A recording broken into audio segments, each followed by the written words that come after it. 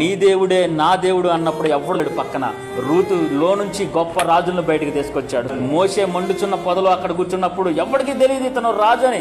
40 సంవత్సరాలు గొర్రెల్ని కాచుకొని ఒక్కడు కూడా ఆశించలేదని చెప్పి ఎవరికి తెలియదు.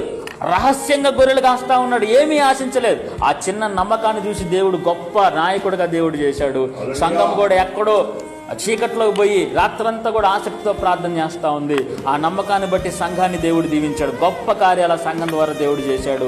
ఈరోజు మీకు కూడా ఒక మాట చెప్తున్నా, మీరు వచ్చి 5 నిమిషాలు చేస్తున్నావా, 10 నిమిషాలు చేస్తున్నావా, ఏం చేస్తున్నావా అనవసరం. నమ్మకంగా ప్రార్థన చేయి, నమ్మకంగా నిలబడు. నీ దగ్గరికి ఒక ప్రార్థన అంశం వస్తుందంటే దేవుడు నిన్ను నమ్మి నీ దగ్గరికి ప్రార్థన అంశాన్ని పంపిస్తున్నాడు. స్తోత్రం కలుగునగా.